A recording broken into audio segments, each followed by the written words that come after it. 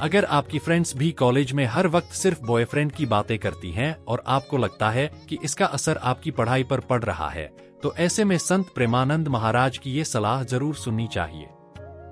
वृंदावन के संत प्रेमानंद महाराज के पास केवल बड़े बूढ़े ही नहीं, बल्कि युवा भी अपनी समस्याओं के साथ आते हैं। यहाँ वे न केवल अपनी परेशानियां साझा करते हैं, बल्कि महाराज से अपने जीवन को बेहतर बनाने के लिए मार्गदर्शन भी पाते हैं। इसी क्रम में हाल ही में एक लड़की संत के पास पहुंची थी। यहाँ उसने बताया कि उसके कॉलेज में लड़कियां दिन भर सिर्फ लड़कों और अपने बॉयफ्रेंड्स की बातें करती रहती हैं, जिससे उसका सहेलियों से बात करने का मन नहीं करता। ऐसी स्थिति में वह क्या करे?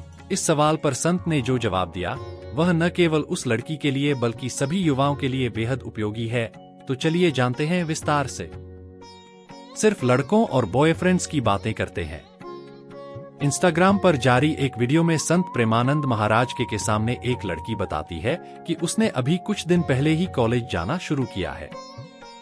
वहां जब भी वह अपनी क्लासमेट से बात करती है, तो वे हमेशा लड़कों और अपनी बॉयफ्रेंड्स की बातें करती हैं। इस वजह से उसे उनसे बात करना अच्छा नहीं लगता। फ्रेंड्स से बात करने का दिल नहीं करता।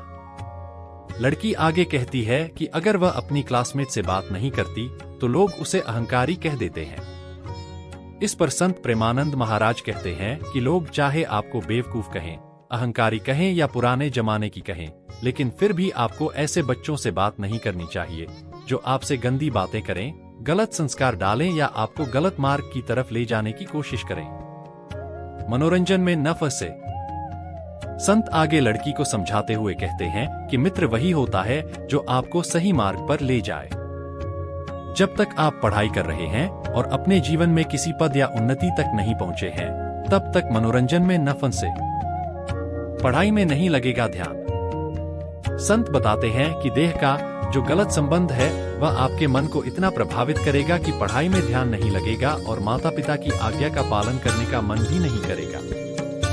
धीरे धीरे आप बुरे व्यवहार और गलत आदतों में फंस सकती है। पतन की ओर से ले जाएगा यह रास्ता। प्रेमानंद महाराज छात्रा से कहते हैं कि जब आप बॉयफ्रेंड बनाएंगी या गलत विचारों में पड़ेंगी, तो एक दूसरे के विचारों का प्रभाव आपके चिंतन पर पड़ेगा। चाहे वो कामासक्त करके या फिर काम क्रीड़ा का दबाव, और फिर यह दबाव आपको धीरे धीरे व्यसन और फिर व्यसन आपको पतन की ओर से ले जाएगा। इसीलिए इस बात का ध्यान रखें